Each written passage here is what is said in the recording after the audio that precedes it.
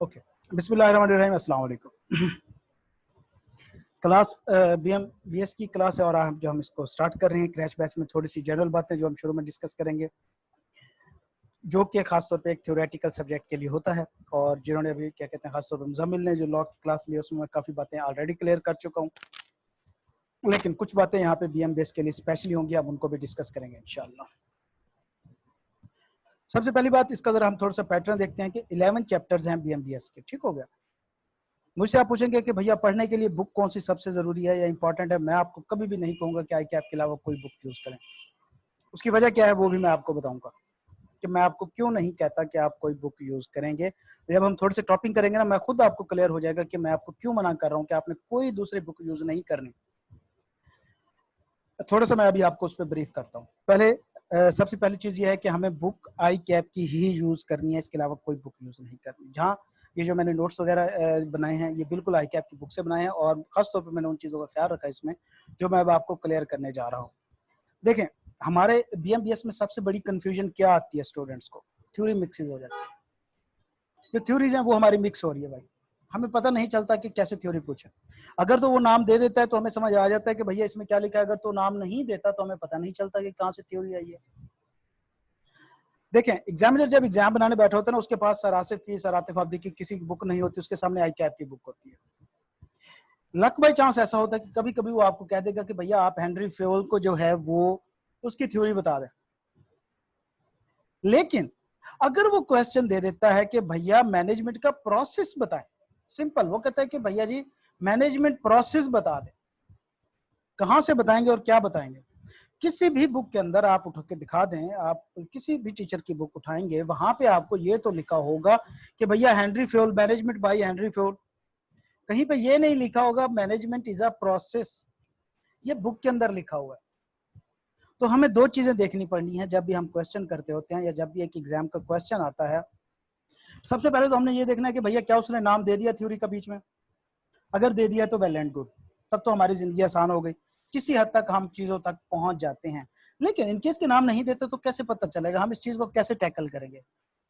तो बेटा जी, जब भी हम कोई थ्योरी पढ़ेंगे, दो नंबर, जब भी हम कोई थ्योरी पढ़ेंगे सबसे पहले तो हमने क्या करना है कि जो कुछ इंपॉर्टेंट वर्ड्स या टेक्निकल वर्ड्स होते हैं जो यूज हुए होते हैं उस थ्योरी के हेडिंग के अंदर या डेफिनेशन के अंदर या कहीं पे जो कि वो क्वेश्चन में पूछ सकता है, हमने सबसे पहले वो हाईलाइट करने हैं। जिस तरह कि मैं भी आपको बताऊं कि इसमें मैंने जाके कहीं ना कहीं पे हाईलाइट किया, leadership charge as the process to influence the individual to attain a common goal. ये एक इंपॉर्टेंट लाइन थी, मैंने इसको हाईलाइट किया हुआ था। आगे चलते हैं, मैंने कहीं पे और कुछ हाईलाइट किया, इसमें क्या होगा, बेशक क्या होगा, प्रिंसिपल ऑफ गुड मैनेजमेंट। अगर क्वेश्चन आ जाता है कि भैया जी प्रिंसिपल ऑफ गुड मैनेजमेंट बता दें, तो यहाँ पे फ्योल के प्रिंसिपल भी मौजूद हैं और साथ में लिंडल और विक के भी मौजूद हैं। लो जी, ये तो मामला खराब हो गया। इतना तो हमें याद भी नहीं होता। अगर वो नाम नहीं देता, वो कहता है कि भैया जी मैनेजमेंट के प्रिंसिपल बता दें या प्रिंसिपल ऑफ गुड मैनेजमेंट बता दें, तो हम कंफ्यूज हो जाते हैं। ये पूछ कौन से रहा है, ये फ्योल के पूछ रहा है या ये लैंडल और विक के पूछ रहा है, ये पूछ किसके रहा है। तो हमारे पास दो चीजें हैं, एक चीज क्या है कि फ्योल का क्या है, तो दूसरे नंबर पे फ्योल ने जो 14 पॉइंट या प्रिंसिपल दिए हैं वो है प्रिंसिपल ऑफ गुड मैनेजमेंट, जबकि जो लिंडल और विक ने दिए हैं वो हैं प्रिंसिपल ऑफ गुड ऑर्गेनाइजेशन। तो ये ऑर्गेनाइजेशन के प्रिंसिपल हैं, ये मैनेजमेंट के प्रिंसिपल है। तो क्वेश्चन में अगर वो नाम नहीं देता तो अब हम कैसे इसको सेपरेट कर पाएंगे कि ये क्या पूछ रहा है। तो अब हमें ये वर्ड बताएंगे और ये क्वेश्चन में आ रहे होंगे। जब भी हम कोई नोट्स की बुक उठाते हैं वहां पे सिंपलीफाई कर दिया जाता है, बहुत ज्यादा पॉइंट्स की फॉर्म में बहुत ज्यादा दे दिया जाता है, इस तरह के वर्ड मिस कर दिए जाते हैं। जबकि जो क्वेश्चन पेपर है वो हमेशा स्टडी टेक्स्ट से बनता है। हमें जब तक स्टडी टेक्स्ट की वर्डिंग नहीं पता होगी हम क्वेश्चन को आइडेंटिफाई नहीं कर पाएंगे। तो लिहाजा ये दो वर्ड्स हैं जो कि एक थ्योरी को दूसरी से सेपरेट कर रहे हैं।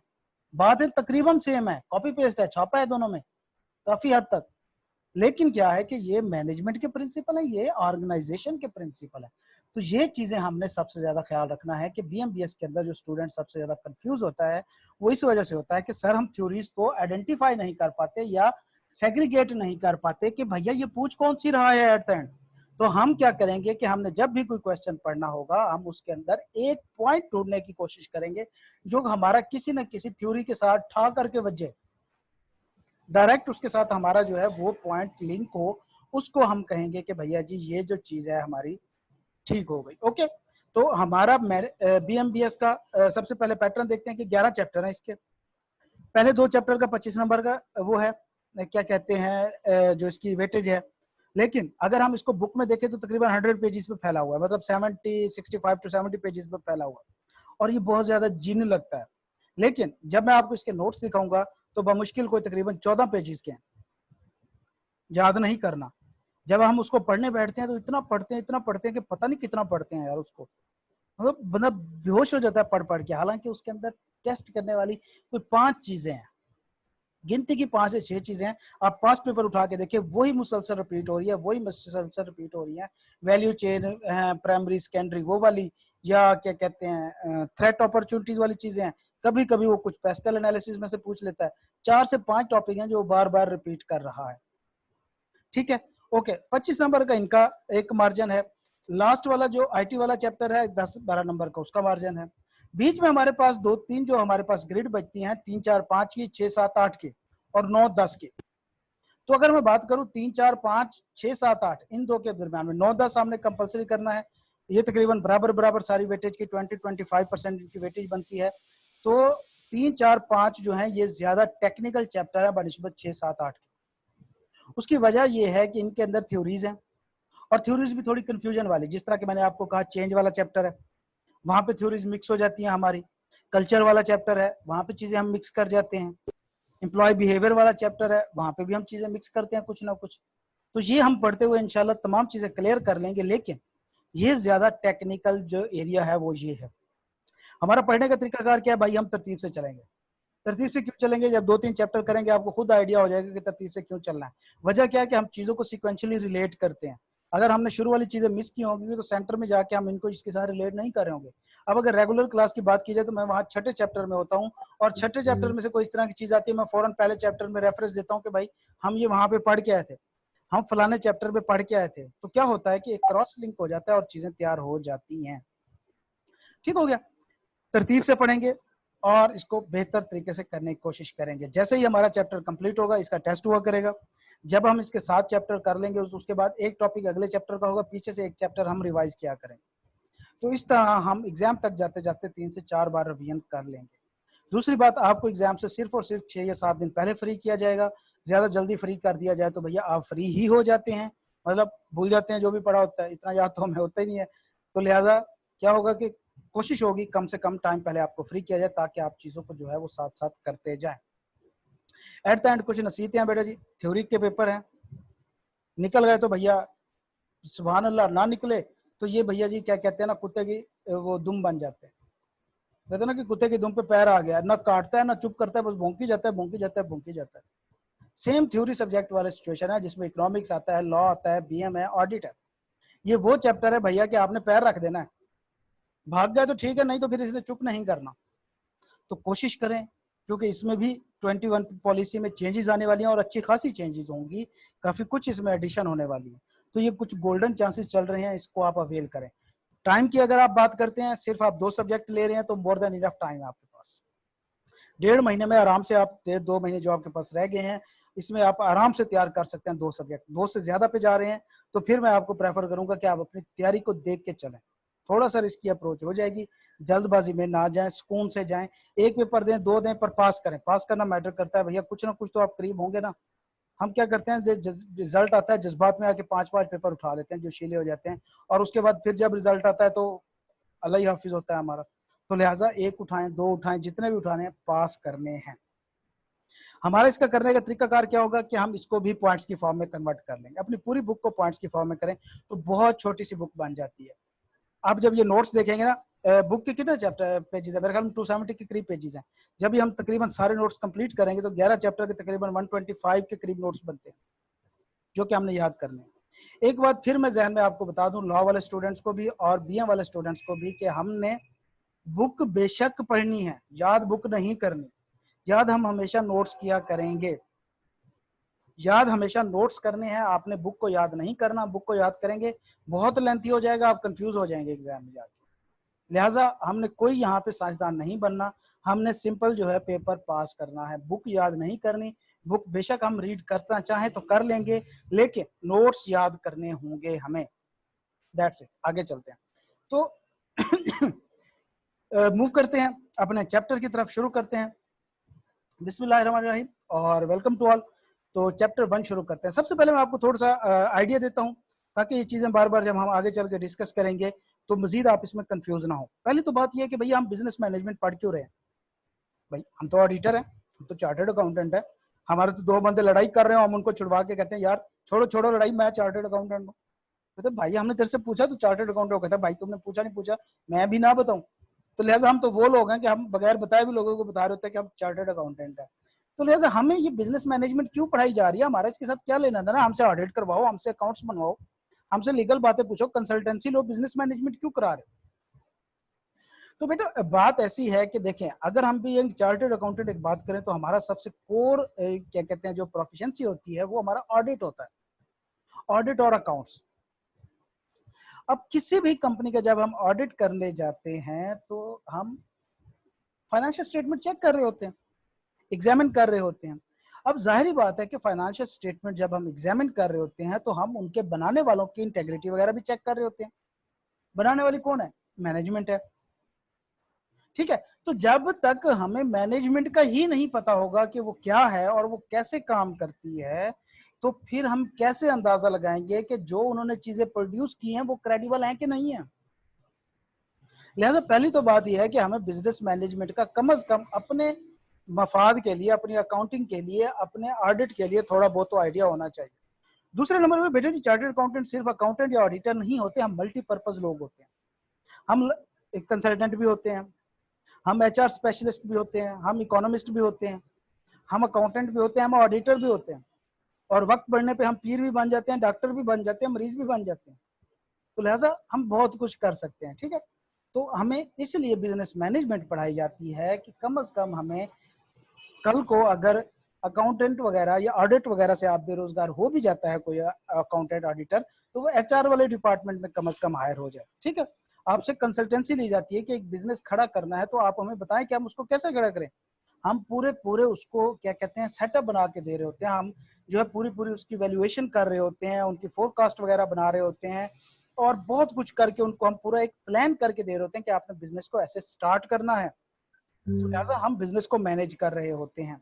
एक और चीज अब हमेशा हम ध्यान में रखेंगे, हम पढ़ रहे हैं business management and behavioural studies. दो पोर्शन है, बिजनेस मैनेजमेंट, बिजनेस को मैनेज करना, और एम्प्लॉयज को बिहेवियर वगैरह, जो कि हमारे साथ लोग रिलेट हो रहे होते हैं किसी बिजनेस के अंदर। तो अब के बाद हम जो भी चीज पढ़ेंगे उसे बिजनेस के प्रोस्पेक्टिव में पढ़ेंगे कि भैया बिजनेस के प्रोस्पेक्टिव में ये चीज कैसे होगी। तो लिहाजा हमेशा ध्यान में रखिएगा कि हम दो तरह से चीजों को पढ़ेंगे, एक बिजनेस को मैनेज करना, एक बिहेवियरल स्टडीज, दो पोर्शन कर लेते हैं। बिजनेस मैनेजमेंट की जब हम बात करते हैं तो हम कहते हैं कि एक कंपनी होती है, कोई भी कंपनी है, एक बिजनेस है, हमारा क्लाइंट है, तो उसको जो चलाने वाले होते हैं वो उसके ऑनर होते हैं या मैनेजमेंट होती है? कौन बताएगा मुझे ये जरा? बिजनेस को कौन चला रहा होता है, कंपनी कौन चला रहा होता है?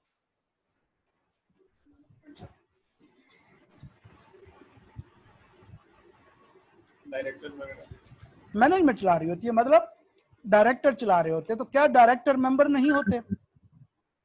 ये बताएं मुझे जरा। सर हो सकते हैं और ना भी हो। हाँ, तो फिर आपने ये कैसे कह दिया कि मैनेजमेंट चला रही है? फिर नहीं, लॉ में हम ये चीज आगे चल के पढ़ेंगे डिटेल में कि लॉ के अंदर लिखा है कि तमाम डायरेक्टर्स के लिए मेंबर होना जरूरी है। हाँ, उसकी एक्सेप्शन है, वो एक सेपरेट चीज है, लेकिन हर डायरेक्टर का मेंबर होना जरूरी है। तो फिर क्यों हम ये नहीं कह सकते कि भैया जी एक बिजनेस जो है वो मेंबर भी मैनेज कर रहे हैं, ऑनर भी मैनेज कर रहे हैं? क्या हम कह सकते हैं ये? ऑनर का तो काम नहीं है ना सर, सारे ऑनर्स मतलब मैनेज नहीं कर रहे होंगे, चंद एक ही होंगे जो डायरेक्टर्स भी होंगे वो मैनेज कर रहे होंगे। बेटा मैं कह रहा हूँ कि बेशक एक डायरेक्टर ही क्यों ना हो जो ऑनर होगा, मेंबर हो, बेशक एक डायरेक्टर भी क्यों ना, उसके पास भी तो वोटिंग पावर है ना बेटा जी। सर तो फिर हम क्यों नहीं कह सर सकते? सारे मेंबर्स आपकी आवाज डिस्टर्ब हो रही है। चलें, मैं इसी बात को क्लियर कर देता हूँ कि बिजनेस हमेशा मैनेजमेंट मैनेज करती है। हमने कहा कि कंपनी के मेंबर जो होते हैं वो डायरेक्टर जो होते हैं उनका मेंबर होना जरूरी है, तो फिर हम क्यों नहीं कह सकते कि भैया जो कंपनी का बिजनेस है वो ऑनर मैनेज कर रहे हैं? हम नहीं कह सकते। वजह ये है कि जो भी ऑनर है, जो भी मेंबर है, अगर वो बिजनेस को मैनेज कर रहा है तो वो डायरेक्टर की कैपेसिटी में बैठ के कर रहा है, वो मेंबर की कैपेसिटी में नहीं कर रहा। मेंबर की कैपेसिटी में तो वो जनरल मीटिंग में बैठेगा, वहां पे वोटिंग करेगा। वो मैनेजमेंट कर रहा है। मैनेजमेंट कौन कर रहा होता है? Board of director. तो वहां पे तो वो बोर्ड ऑफ डायरेक्टर की कैपेसिटी में बैठेगा, डायरेक्टर की कैपेसिटी में, मैनेजमेंट की कंसेप्ट कैपेसिटी में बैठ के काम करेगा। लिहाजा कोई भी बिजनेस होगा वो मैनेजमेंट मैनेज कर रही होगी। ओके, हर बिजनेस का एक ऑब्जेक्टिव होता है। कोई भी दुनिया में कोई भी बिजनेस है, किसी किस्म का बिजनेस है, कोई भी क्लाइंट है, कोई भी कंपनी, उसका एक ऑब्जेक्टिव होगा। हो सकता है वो प्रॉफिट हो सकता है वो खुदाई खिदमतदारी हो सकता है कि वो कोई इलीगल बिजनेस हो सकता है कि किसी को नुकसान पहुंचाना हो, किसी को फायदा करना हो, किसी किस्म का भी उसका ऑब्जेक्ट हो सकता है, होगा कोई ना कोई ऑब्जेक्ट। तो ऑर्गेनाइजेशन की डेफिनेशन ही यही है कि चार लोग मिलकर किसी एक स्पेसिफिक काम के लिए इकट्ठे होंगे, किसी एक खास ऑब्जेक्ट को अचीव करने के लिए इकट्ठे होंगे। तो लिहाजा हर कंपनी का, हर बिजनेस का एक ऑब्जेक्ट होता है। उस ऑब्जेक्टिव को अचीव करने के लिए मैनेजमेंट को हायर किया जाता है। तो मैनेजमेंट की प्राइम रिस्पॉन्सिबिलिटी क्या होगी हमेशा कि भैया उन्होंने अपना ऑब्जेक्टिव अचीव करना है। हम एक कमर्शियल एंटिटी ले लेते हैं कि एक प्रॉफिट मेकिंग कंपनी है, उसके अंदर उस कंपनी का ऑब्जेक्टिव क्या होगा? एक प्रॉफिट कंपनी है, कोई भी मैन्युफैक्चरिंग टेक्सटाइल कंपनी है, उसका मेन ऑब्जेक्टिव क्या होगा? उसके जो मालकान हैं, जो शेयर होल्डर्स हैं, उनका ऑब्जेक्टिव क्या होगा? वो क्या सोच के कंपनी बना रहे होंगे? प्रॉफिट। प्रॉफिट, कि भैया हमारी कंपनी को ज्यादा से ज्यादा प्रॉफिट हो। उस प्रॉफिट को हासिल करने के लिए वो क्या करेंगे? मैनेजमेंट हायर करेंगे। तो लिहाजा मैनेजमेंट की कोर रिस्पॉन्सिबिलिटी क्या होगी कि बिजनेस का ऑब्जेक्टिव अचीव करना, जैसे मर्जी करो। अब सारी रिस्पॉन्सिबिलिटी मैनेजमेंट के ऊपर आ गई, किस लिए? ऑर्गेनाइजेशन का ऑब्जेक्टिव अचीव करना है।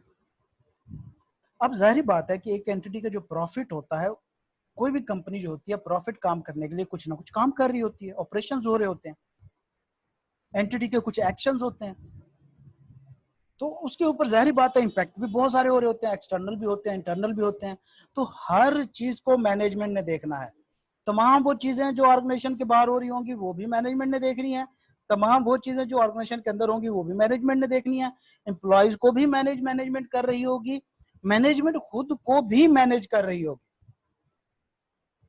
ठीक है, लेकिन मेन पर्पस क्या होगा इस सारी एक्टिविटी का? एट द एंड जाके हमने ऑब्जेक्टिव अचीव करना है। हम जाके पढ़ेंगे कि भाई एक एम्प्लॉय का जो बिहेवियर है, एक सिंगल एम्प्लॉय का, उससे भी मैनेजमेंट को पता होना चाहिए इसका बिहेवियर कैसा है, ताकि उसको उस बिहेवियर के मुताबिक इन्फ्लुएंस करके उससे काम निकलवाया जा सके। एक बंदा खुशामदी है, खुशामद से खुश होता है, मैनेजमेंट के बंदे ने काम निकलवाना, कहेगा भाई तू ही हीरो है, कंपनी चली तेरे सर पे रही है, भाई तूने काम छोड़ दिया तो ये तो सारे बेचारे भूखे मर जाएंगे, बेरोजगार हो जाएंगे। तो लिहाजा क्या होगा? उसका बिहेवियर अंडरस्टैंड करके उससे काम निकलवाएगा ताकि एक कंपनी का ऑब्जेक्टिव अचीव हो सके। तो लिहाजा हम पूरे आगे चैप्टर के अंदर, पूरे बीएम के अंदर जो बिजनेस मैनेजमेंट का टॉपिक है, इसमें हम चीजें देख रहे होंगे। पहले क्या देख रहे होंगे कि मैनेजमेंट को कैसे बनाना, मैनेजमेंट को खुद कैसे बनाना है कि हमारे ऑर्गेनाइजेशन का ऑब्जेक्टिव अचीव हो जाए। हमारी मैनेजमेंट बन गई, अब मैनेजमेंट ने चीजों को मैनेज कैसे करना है ताकि वो हमें ऑब्जेक्टिव अचीव करके दे। जहां तक पहले चैप्टर में ऑनर मौजूद है, बिजनेस मौजूद है, मैनेजमेंट गायब है। हम ऑनर्स को बता रहे हैं कि जो आप मैनेजमेंट रखने जा रहे हैं उनके लिए क्या क्या चीजें जरूरी हैं। अभी हम ऑनर्स को यहाँ पे सिखाएंगे ताकि वो मैनेजमेंट को रखें ऑर्गेनाइजेशन के अंदर। ठीक है, फिर जब मैनेजमेंट हम हायर कर लेंगे, फिर हम मैनेजमेंट को सिखाएंगे कि एक बिजनेस के ऊपर कौन कौन से फैक्टर इफेक्ट करते हैं, चैप्टर 2 में जाके, जिसमें हम पेस्टल एनालिसिस बताएंगे, उसके बाद 5 फोर्सेस मॉडल बताएंगे उनको, उसको बताएंगे कैसे बिजनेस ग्रो कर सकते हैं, थ्रेट्स क्या होती हैं, अपॉर्चुनिटीज क्या होती हैं, वैल्यू एड्स वगैरह क्या होता है। फिर हम मैनेजमेंट को पढ़ाएंगे। जब हम ऑनर्स को भी पढ़ा लेंगे, मैनेजमेंट को भी पढ़ा लेंगे, उसके बाद फिर हम मैनेजमेंट की ट्रेनिंग करेंगे कि भैया कल्चर को आपने कैसे अडॉप्ट करना है, स्ट्रक्चर को कैसे अडॉप्ट करना है, एम्प्लॉयज के बिहेवियर क्यों समझने हैं, स्ट्रेस वगैरह को कैसे मैनेज करना है। फिर हम मजीद डिटेल में जाते जाएंगे। तो पहले चैप्टर में हम क्या करेंगे? हम इस टाइम एक बहुत बड़े किस्म के क्या कहते हैं चार्टर्ड अकाउंटेंट थे, और वो हमारे पास एक कुछ ऑनर्स है, उन्होंने कहा कि हम बिजनेस खड़ा करना चाह रहे हैं। आपने कहा जी बिस्मिल्लाह करें, हम आपके साथ हैं। उन्होंने कहा कि ठीक है भैया, हमें बताओ कि हम क्या करें। आपने कहा कि आप करना क्या चाह रहे हैं, आपका ऑब्जेक्टिव क्या है। वो कहते हैं भैया हम इस तरह टेक्सटाइल कंपनी खोलना चाह रहे हैं और हमारा ऑब्जेक्टिव है कि हमें अन्य वाह प्रॉफिट है। आप कहते हैं भाई ठीक है, सबसे पहले आप मैनेजमेंट अपनी बनाएं, टीम बनाएं। वो कहते हैं सर वो मैं कैसे बनाएं, कहाँ से बनाएं, हमें कुछ बताएं टीम के बारे में।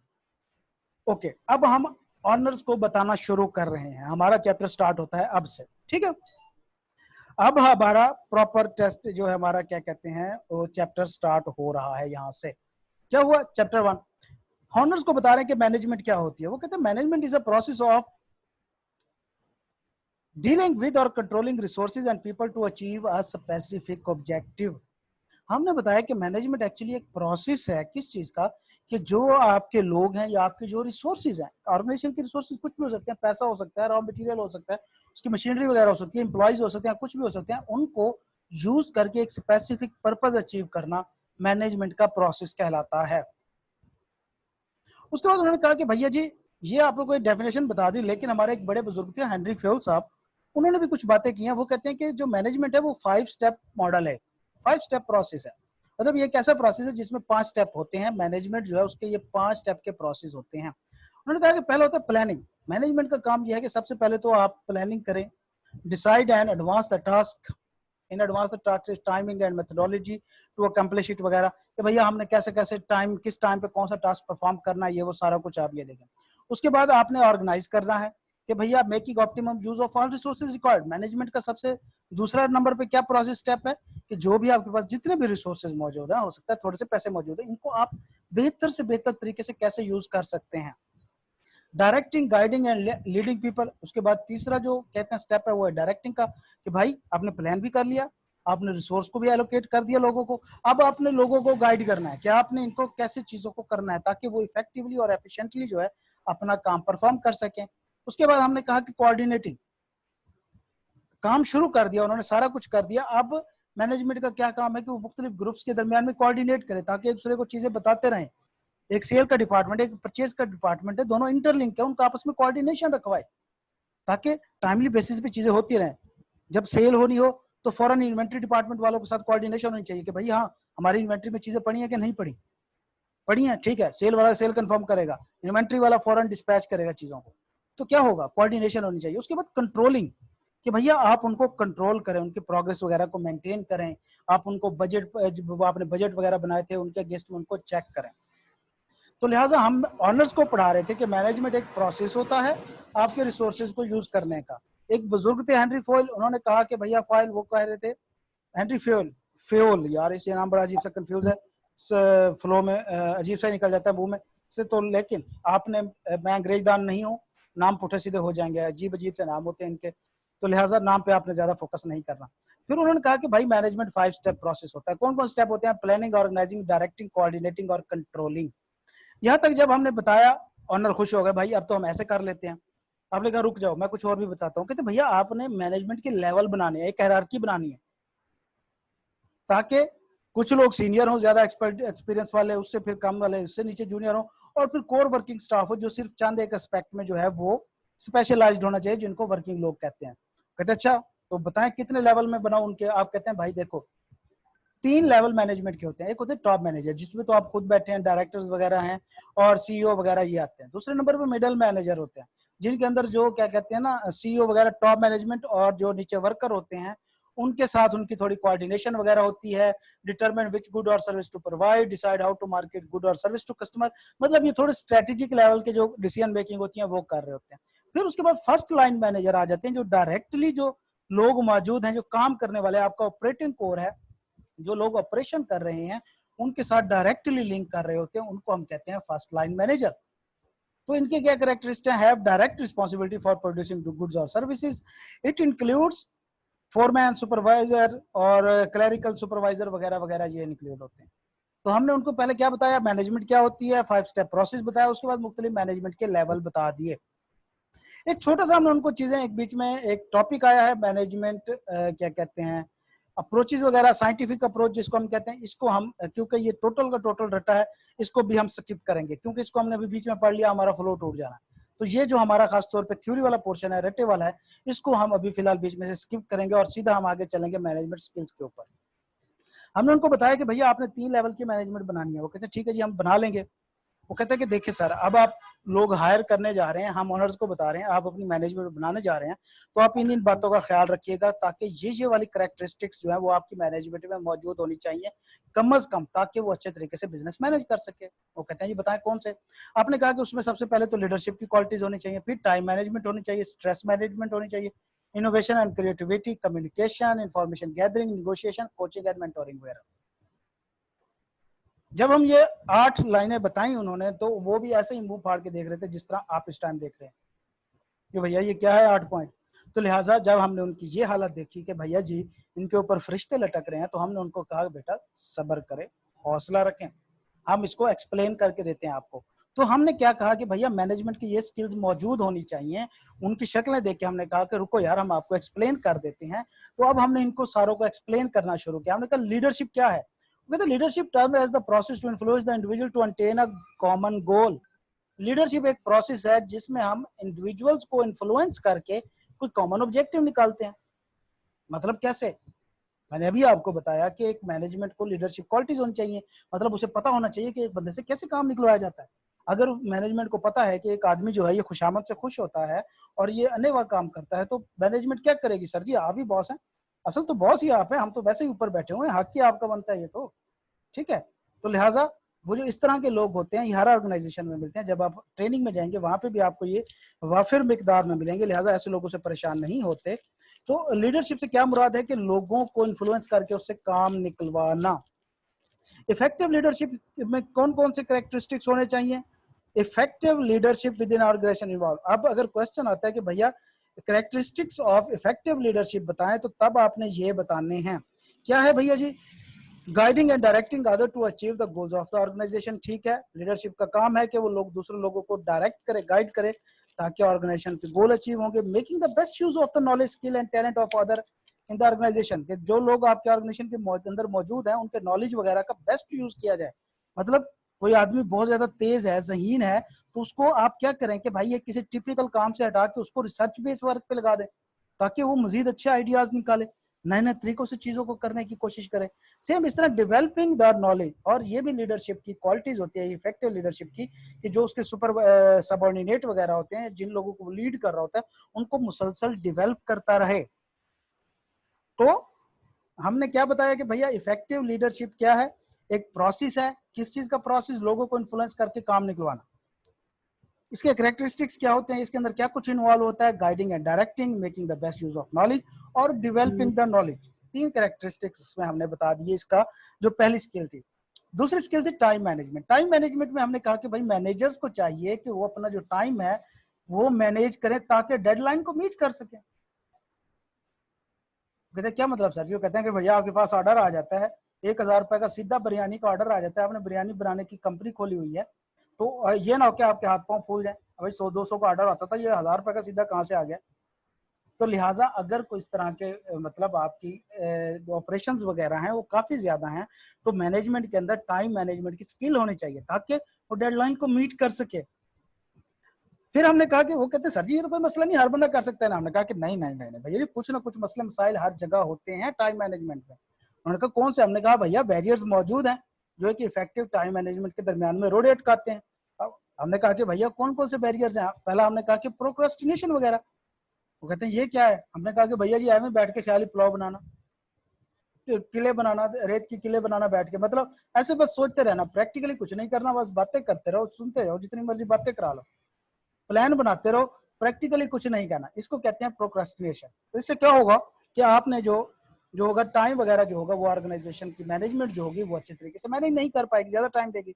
इनइफेक्टिव डेलीगेशन, मतलब सारा काम ही अपने पास रखा हुआ है, हालांकि उसे चाहिए कि वो जूनियर्स को डेलीगेट कर दे जो काम उनके करने का। अगर प्रॉपर तरीके से वो इफेक्टिवली डेलीगेट नहीं कर पा रही तो इसका क्या मतलब हुआ कि वो अपना टाइम वेस्ट कर रहे हैं।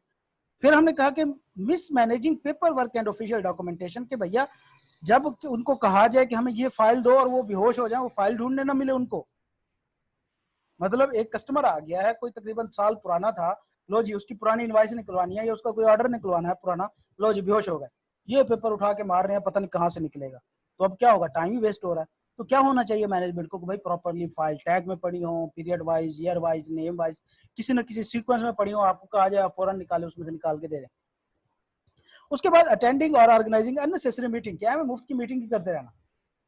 मतलब जिस तरह आई कैप चल रहा है आजकल, खासतौर पर जो पिछली सिचुएशन चली है, तो रोज कोई ना कोई मीटिंग ही होती थी, कभी रिजल्ट देखने को नहीं मिला था उनका। अल्लाह भला करे, इनका इतना इतना इनका रिजर्व है, पता नहीं क्या कर रहे थे, कुछ समझ नहीं आई मेरी चीजों की। खैर, तो क्या है कि भैया अननेसेसरी मीटिंग वगैरह में खुद को मैं रखना और कोई प्रैक्टिकल काम ना करना। Failing to set priorities, priority set करने में फेल हो जाना कि भैया कौन सा काम अर्जेंट करना है, कौन सा जल्दी करना है, बस ठीक है चल रहा है। तो ये वो मसले मसाइल हैं जो किसी जगह पे टाइम मैनेजमेंट में मसला पैदा कर सकते हैं। ये बैरियर्स कहलाते हैं। हम ऑनर्स को पढ़ा रहे थे, ऑनर्स ने कहा ठीक है सर, अब फिर हमें बताएं कि हम इसको कैसे मैनेज करें। हमने कहा सब्र करो, ये भी हम बताते हैं। जाहिर बात है, ऑडिटर है हम, और क्या कहते हैं चार्टर्ड अकाउंटेंट है, हम तो खाने पे डूल जाते हैं। हमने कहा कि भैया जी आप ऐसे करें, चिकन की जगह आज मटन कढ़ाई करा दें लंच में, हम आपको ये भी बता के जाएंगे। उन्होंने कहा कि सर जी कोई मसला नहीं है, आप काम कर रहे हैं तो आपका हक बनता है आप खाएं। जब उन्होंने कहा कि भैया चिकन की जगह मटन आ रही है, आप मजीद फ्रेश हो गए, आपने कहा कि देखो भाई, सबसे पहले तो आपने क्या करना है, जो इफेक्टिव टाइम मैनेजमेंट है, आपने identify the objectives, label task, then prioritize. तो भाई सबसे पहले तो आप अपने ऑब्जेक्टिव्स को पहले आइडेंटिफाई करें कि आपने करना क्या है। उसके बाद उनको आप लेबल कर लें कि भाई कौन कौन सा पहले करना है, कौन सा बाद में करना है। एक मिनट दीजिए, मैं पानी पी।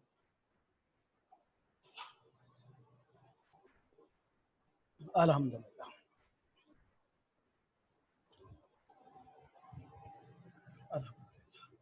चलें जी, हमने कहा कि भाई सबसे पहले तो क्या कहते हैं कि जो टास्क वगैरह उनको लेवल करके प्रायोरिटाइज कर लें कि भाई कौन से अर्जेंट है, कौन से नॉट अर्जेंट है, किनको बिल्कुल भी नहीं करना।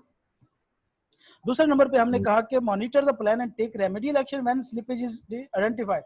जो आपने प्लान बनाए थे, अब आप उनके ऊपर खुद को जमा के रखें। क्या होगा इससे कि आपके जो क्या कहते हैं प्लान्स वगैरह हैं वो टाइम के ऊपर पूरे हों। अगर कहीं पे आप मिस कर रहे हैं, डेडलाइंस को मीट नहीं कर पा रहे, तो आप रेमेडीज फौरन एक्शन लें और उसको कवर करें। Set daily, medium term and long term plans वगैरह, अपने प्लान्स बनाएं। डेलीगेट करें पावर को, ताकि सारा कुछ अपने ऊपर अपने नीचे रख के सांप बन के ना बैठे, बल्कि जूनियर्स को दें ताकि काम टाइम पे हो, ना कि आपके पास सारी पावर मेंटेन रहे। उसके बाद वो कहते हैं make appointment with one self, कि भाई खुद को भी थोड़ा बहुत टाइम दे, अपने आप को भी रिव्यू करें कि भाई मैं क्या कर रहा हूँ एक्चुअली। मतलब मैनेजमेंट को खुद को भी टाइम देना चाहिए, देखना चाहिए कि भाई मैं अपने लिए कितना टाइम निकाल रहा हूँ और मैं खुद को कितना काम कर रहा हूँ, क्या मैं अपने टारगेट अचीव कर रहा हूँ कि नहीं कर रहा। यूज चेकलिस्ट वगैरह यूज करें कि भाई ये काम हो गया, ये रहता है अभी। कंट्रोल इंटरप्शंस वगैरह, के काम के दौरान जो इंटरप्शंस होती है उनको कंट्रोल करो। कौन कौन सी भाई, ये किस तरह एग्जांपल दे, उन्होंने कहा स्विच फोन कॉल डाइवर्ट कर दे, उनको साइलेंट कर लें, या सर्जरी और वगैरह ओपन डोर टाइम वगैरह फिक्स कर ले कि इस टाइम पे हमने बाहर जाके सूटा शूटा लगाना है या जो भी करना है, लंच करना है, टाइम फिक्स होना चाहिए। और क्लाइंट और कोलीग्स के साथ रेलिवेंट जो रेगुलर मीटिंग है वो रखें, ताकि किसी किस्म का सरप्राइज वगैरह ना आ सके। तो टाइम मैनेजमेंट में हमने क्या बताया कि भाई टाइम मैनेजमेंट तो एक स्किल है, क्यों होनी चाहिए, ताकि डेडलाइन मीट कर सकें। फिर हमने कहा कि उसके अंदर मसले क्या क्या होते हैं जिसकी वजह से टाइम मैनेजमेंट नहीं हो पाती। Procrastination, ineffective delegation, managing paper work, mismanaging paper work, attending और ऑर्गेनाइजिंग अननेसेसरी मीटिंग, और फेलिंग टू सेट प्रायोरिटीज। फिर हमने कहा कि इनको कैसे हैंडल किया जाए। हमने कहा कि identify the objective and label the task, उनकी प्रायोरिटी के हिसाब से। Monitor the plan, set daily medium जो है गोल। उसके बाद डेलीगेट करें पावर को, अपॉइंटमेंट खुद के साथ रखें, चेक लिस्ट वगैरह यूज करें, और इंटरप्शन वगैरह को कंट्रोल करें। तो इन चीजों से आप इफेक्टिव टाइम मैनेजमेंट कर सकते हैं। अगली क्वालिटी हमने कहा कि भैया जी स्ट्रेस मैनेजमेंट। हमने कहा कि देखिए जहां पे भी कोई वर्कर काम कर रहे होते हैं उनमें स्ट्रेस होता है, ठीक है। कभी शॉर्ट डेडलाइन आ गई, कहीं पे वर्क बर्डन ज्यादा हो गया, कहीं पे दो लोगों की आपस में लड़ाई हो गई, तो वहां पे स्ट्रेस वगैरह प्रोड्यूस हो जाती है। और ये हमेशा बिजनेस को क्या कहते हैं, ज्यादातर केसेस में नुकसान देती है, कुछ केसेस में फायदा भी देती है, लेकिन ज्यादा केसेस में नुकसान ही देती है। तो मैनेजमेंट को चाहिए कि भैया वो अगर कहीं पे इस तरह की कोई स्ट्रेस वगैरह आती है जो कि एंटिटी के ऑब्जेक्टिव्स को अचीव करने में मसला खड़ा करती है, तो उसको मैनेज करना आना चाहिए। Manager need to understand the symptoms of stress and try to prevent them from arising both personally or within their team। कि मैनेजमेंट को देख के अंदाजा हो जाना चाहिए कि इन दो लोगों का आपस में बन नहीं रही, अनकरीब इनकी लड़ाई होने वाली है, तो भैया इससे पहले की लड़ाई हो उनकी सुलह करा दो, ठीक है। तो ये मैनेजमेंट की क्वालिटी होनी चाहिए कि उस स्ट्रेस को अराइज होने से रोके, अगर हो गया तो उसको कंट्रोल करे। इनोवेशन एंड क्रिएटिविटी से क्या मुराद है? नए आइडियाज लेके आए, नई प्रोडक्ट लेके आए, नए सोल्यूशन लेके आए, नई मार्केट वगैरह ढूंढे, अपना एक्सपीरियंस वगैरह जो मैनेजर है वो उसके अंदर डाले, ब्रेन स्टॉर्मिंग वगैरह, मतलब नए नए प्लान्स के ऊपर जो है हम इकट्ठे बैठ के दिमाग लड़ाएं, और उसके बाद बिल्डिंग माइंड मैप्स वगैरह के विजुअल नोट वगैरह जिस तरह होता है, जहन में बैठ के क्रिएटिविटी जो होती है उसको तख्लीक करें, और delegating design and innovation to specialist वगैरह के कहीं पे स्पेशलिस्ट लोगों को भी हायर करें ताकि चीजें जो है वो ज्यादा अच्छे तरीके से जो है वो चल सकें। तो इनोवेशन एंड क्रिएटिविटी भी एक स्किल है। फिर हमने कहा कि कम्युनिकेशन की स्किल होनी चाहिए उसके अंदर। तो क्या मतलब? Manager need to be able to communicate in all direction. यार मैं आपको सिंपली सी एक बात बताऊं ना कि हमारे खासतौर पे जो चार्टर्ड अकाउंटेंट का इशू होता है ना फर्म्स में, हमने जो फेस किया हमारे स्टूडेंट का, सबसे वीक होती है हमारी वीक कम्युनिकेशन। मतलब हम लोग कम्युनिकेट कर ही नहीं पाते। हमें एफबीआर भेजा जाए ना तो इतना हम सुन ले कि भाई आगे कमिश्नर के साथ हमने बात करनी है, हमसे बात नहीं होती।